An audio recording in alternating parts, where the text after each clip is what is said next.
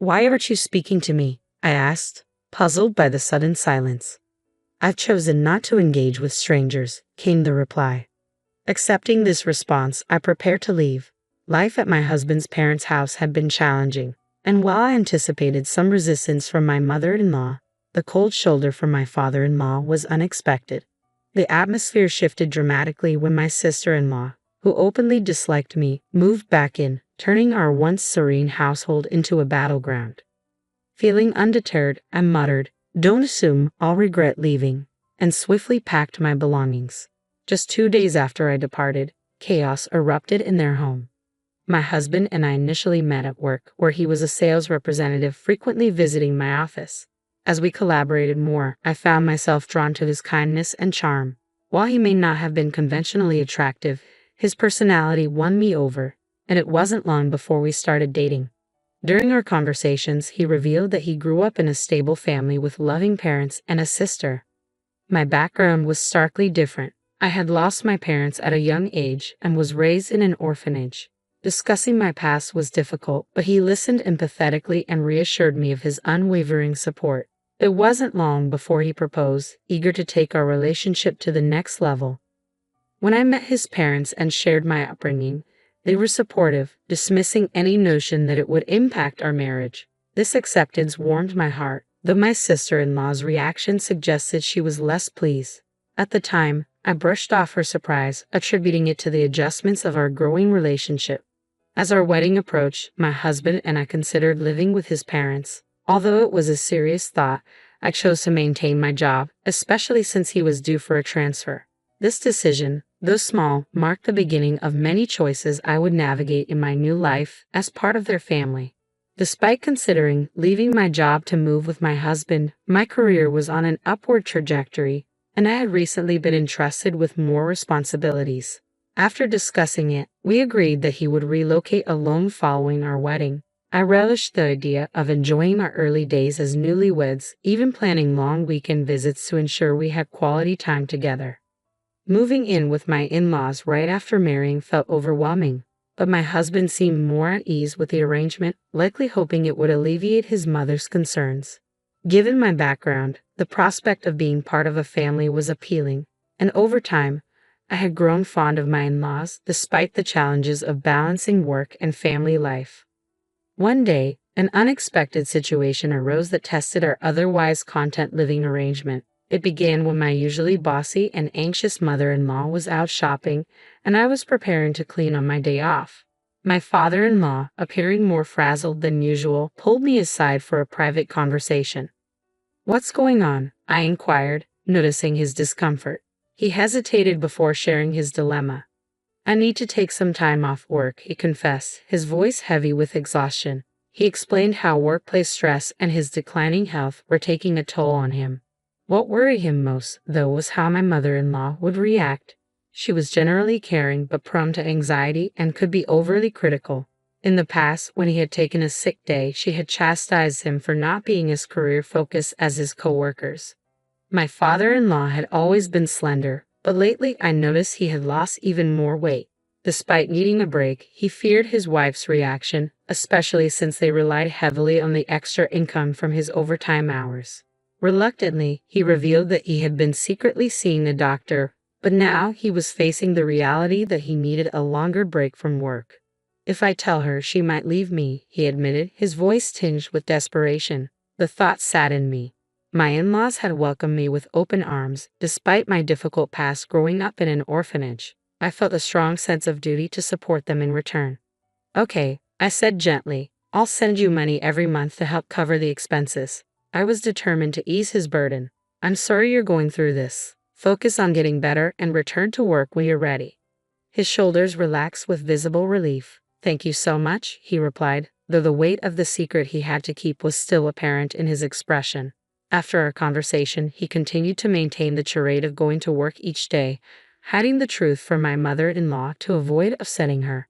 This secret added a complex layer to our family dynamics, but I was committed to supporting him through this challenging time.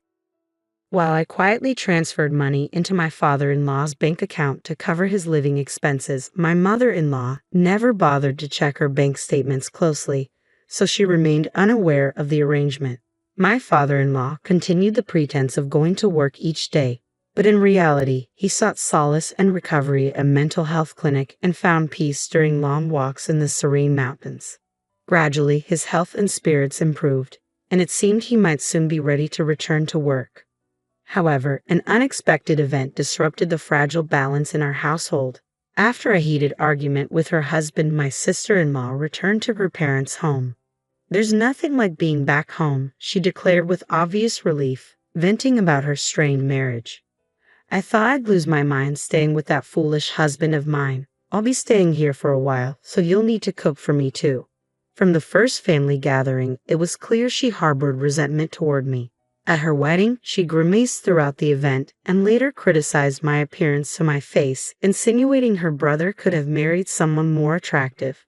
She also made cruel comments about my upbringing in an orphanage, openly calling it an embarrassment.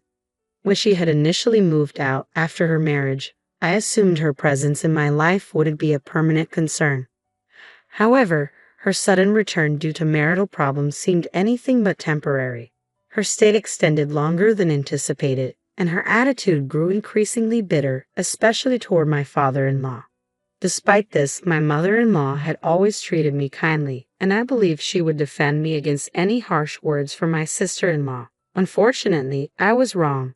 One day, after returning home from work, I sensed a shift in my mother-in-law's demeanor. She had grown distant and cold, her warmth replaced by an unsettling chill. Worried, I approached her cautiously. "Is something bothering you?" I asked gently. Her response was sharp, catching me off guard. "Did you know you've been talking about me behind my back?" I was stunned. "I've never spoken ill of you. You've always been kind, and I'm grateful. Why would I say bad things about you?" I replied, confused and hurt. She left the room abruptly without another word, leaving me standing there, trying to process the accusation. In the hallway, my sister-in-law stood with a smirk on her face. "Looks like you're not in her good books anymore.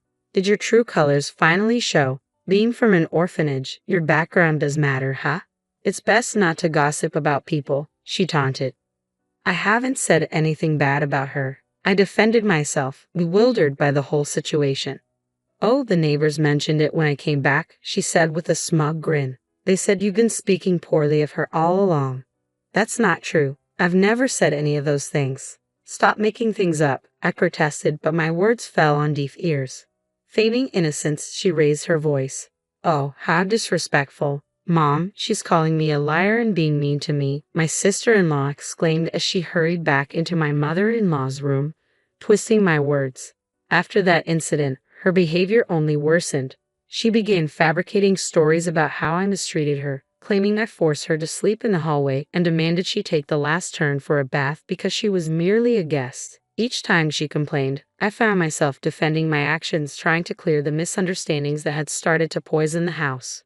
The home that had once promised a fresh start and a new family now felt cold and tense.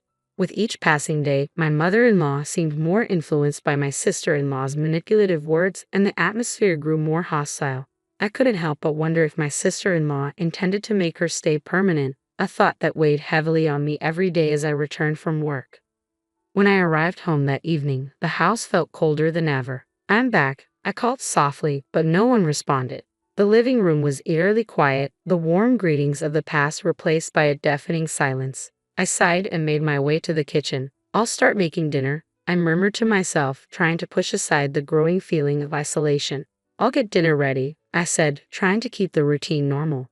But as I walked into the dining area, I was surprised to find my mother-in-law, father-in-law, and sister-in-law already seated, eating sushi together.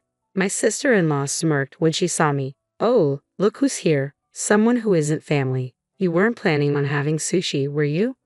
My mother-in-law kept her eyes glued to the television, ignoring my presence entirely. Trying to mask my hurt, I replied, "If you wanted sushi, you should have told me. I came straight home from shopping." No one said anything about wanting sushi. My sister-in-law shot back dismissively, then turned to her parents with a cheerful tone. "Hey, Mom, Dad, I went out with my friends today and brought back some delicious pudding. Let's eat it together." They indulged in the dessert, continuing to ignore me. Exhausted from work and emotionally drained, I retreated to my room, too weary to confront their blatant exclusion. The following day, my sister-in-law was getting ready for another outing with friends. "Can you drive me to the station?" she asked casually. "I can't. It's a weekday and I have work," I said, my patience wearing thin. "Besides, we're not even going in the same direction and you want to leave around noon." She pouted, trying to manipulate me. "Just take the day off. It's fine. Your cute little sis-in-law just wants a ride. She hasn't had a chance to relax since she got married, right? Can't you be a little nicer to her?" "With all due respect, didn't you go out with friends last night? It seems like you've been going out almost every day since you came back," I countered, refusing to give in. "Have work. Please take the bus or the train," she huffed, whispering something to my mother-in-law as I left for work, determined not to let the situation escalate any further. But that evening, the tipping point came. Work had delayed me, and I arrived home late, soaked from the rain, groceries in hand. As I stepped inside, I braced myself for yet another cold reception. Sure enough, they were eating dinner without acknowledging me, continuing the pattern of the last few days. But what awaited me in the courtyard was far worse than their cold shoulders. Under the dim porch light, I saw a pile of my belongings scattered in the middle of the garden. My designer bag, bought with my first paycheck, shoes that were a birthday gift from my husband, even my work computer, all drenched from the rain. My sister-in-law stood nearby, smirking triumphantly. "Having a stranger's things in the house grosses me out, so I threw them out," she sneered. "Flaunting a designer bag like that. How arrogant of you." I stood there, stunned, rain pouring down around me as I tried to process the cruelty of what she had done.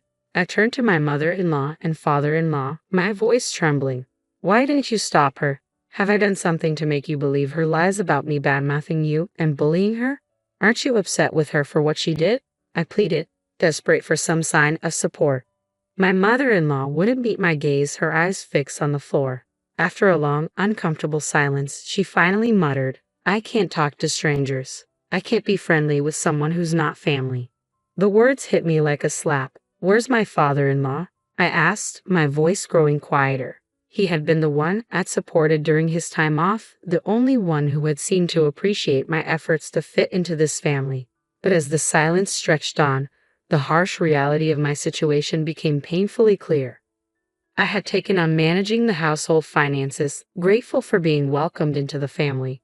But now, when conflict arose, I found myself longing for some support, especially from my father-in-law, whom I had helped when he was struggling. As tensions escalated, I hoped he would stand by me, but instead, he silently walked past me and retreated to his room without a word. "That's it for me," I whispered to myself, a mix of resignation and resolve settling in. My sister-in-law, sensing an opportunity to twist the knife, sneered, "Oh, are you upset?" "I'm sorry, not really. I never liked you from the start, you know, coming from an institution and all. Just don't regret leaving." "Good riddance," I retorted sharply, the decision crystal clear now. It was time to leave. I quickly packed my belongings, feeling the weight of the realization that even though my father-in-law might worry about losing my financial support, he hadn't made any move to stop me or defend me. His silence was the final straw. Driven by the need to escape this toxic environment, I didn't even bother discussing the issues with my husband before leaving. A nagging suspicion crept into my mind. Perhaps my mother-in-law hadn't told him about his sister's return or the conflicts that followed. If he had known, surely he would have reached out, knowing how strained relations were between us. But there had been no word from him, and a part of me feared that perhaps he, too, had been influenced by his family's narrative. With a heavy heart, I got into my car and drove straight to my husband's new job location, far away from this suffocating place. As I drove, doubts clouded my mind about his loyalty, about our future together. Maybe, just maybe, he had already chosen his side. I feared that divorce might be the only solution.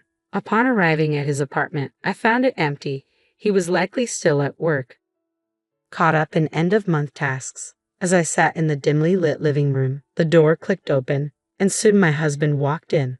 His face lit up with surprise and delight. "What? You're here. You should have told me you were coming. I would have come back sooner."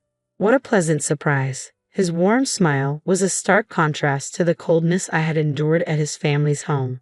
Relief washed over me, but so did the humiliation I had been bottling up for weeks. I couldn't hold back the tears. "What's wrong? Did I do something?" "Seriously, what's going on?" he asked, his concern evident. Taking a deep breath, I began to tell him everything. I explained how I had supported his father during his medical leave, how his sister had returned and overstayed her welcome, and how her lies had turned his mother against me. I described the cold treatment I received, and how things escalated to the point where my belongings were thrown out into the rain. Through tears and pauses, I revealed the painful reality of my time with his family. After listening to it all, my husband was visibly shaken. He apologized profusely, regretting how he had been too consumed by work to notice the signs. He was deeply sorry for his family's behavior and assured me that I would never have to return to that house or deal with them again if I didn't want to. His response gave me a glimmer of hope that perhaps, with his support, we could face this storm together. While I couldn't yet imagine forgiving his family, my husband was resolute. He was determined to sever ties with his parents and sister, declaring that he would also stop providing financial support to his father. That night, for the first time in what felt like ages, I felt a massive burden lift from my shoulders. The stress and heartache I had carried dissolved, and I slept soundly beside him. I never returned to my in-laws' house. Commuting to my husband's remote work location wasn't feasible, but fortunately, I had already arranged with my company to work from home. My job didn't require me to be in the office regularly, and many of my colleagues were also working remotely. Though I still had to visit the office a few times a month, some of my coworkers lived even farther away, so remote work had become a well-established norm. Living with my in-laws and enduring my sister-in-law's antagonism had kept me from truly enjoying married life. But now, as we settled into this new chapter, it felt like we were finally beginning our lives together as newlyweds. I was setting up my remote workstation when, unexpectedly, my sister-in-law called. She sounded agitated. The day after I left, it was my father-in-law's payday, a day my mother-in-law usually handled by transferring part of his paycheck into their household account. This time, however, she couldn't do it. Only then did they realize that I had been financially supporting them during his time off. "Why didn't you tell me you were covering the living expenses?" she demanded over the phone. "He asked me not to," I calmly replied. "He didn't want you to know, and I respected his wishes. We're running out of money, and there's no one here to cook or do the laundry. The house is a mess. As his wife, you need to come back and take care of everything, and send money." "How heartless can you be?" she exclaimed. "I've already told you, I'm not coming back to that house, nor will I be treated like your maid," I replied, my voice steady. "Why should I help people who despise me, ruin my belongings, and treat me so poorly?" "But aren't you his wife? Without your help, we can't pay the bills or even buy groceries," she persisted, her tone growing desperate. "That's exactly why it's not my concern. I'm an outsider, remember? So it's none of my business," I said, echoing her earlier words to me before hanging up, ignoring her further complaints. Despite their numerous calls and messages, I stood firm. No longer would I be manipulated by guilt or pulled back into their chaos. This was a liberating moment for me, solidifying my resolve to build a new life with my husband, free from the toxic ties that had once held me back. When my husband returned from work that evening, finally answered their calls, he was resolute. "I will never forgive you for how you treated her. She's not coming back, and neither am I. I don't see you as my family anymore. Leave my wife alone, or you'll regret it." Considering how much my sister-in-law idolized her brother and how dependent my mother-in-law had been on him, his declaration must have shocked them deeply. A few days later, my father-in-law called, his voice thick with desperation. He explained how unbearable life had become with my mother-in-law and sister-in-law and pleaded with me to resume the financial support. Although they had initially welcomed me into their family, despite my background, their failure to support me when I needed it most was unforgivable. I owed them nothing. "I will never assist you again," I told him, and ended the call. In an act of sheer desperation, my mother-in-law and sister-in-law showed up at my workplace, hoping to cause a scene. Anticipating their behavior, I had already informed my company of the situation, and security was on high alert. They caused a commotion, demanding that the company force me to send money back to their household. When my husband found out, he was livid. He advised me to report them to the police. My colleagues were incredibly supportive, encouraging me to stay focused on my life and work, far removed from the toxic environment of my in-laws. The stress, however, took a heavy toll on my father-in-law, whose health declined rapidly under the pressure from my mother-in-law and sister-in-law. Eventually, he had no choice but to quit his job. Meanwhile, my sister-in-law attempted to return to her husband's family, but they refused to take her back. Word of her dramatic outbursts at my workplace spread quickly, further damaging her already troubled marriage, which soon led to divorce. With no support, my in-laws and sister-in-law moved into a modest apartment and took on part-time jobs to make ends meet. As for my husband and me, we were finally enjoying peaceful, fulfilling days together. Our home had become a sanctuary of love and support, far from the strife we had endured. Recently, we received wonderful news. We are expecting a child. The anticipation of meeting our baby fills us with joy, and we cherish every moment of this special time together.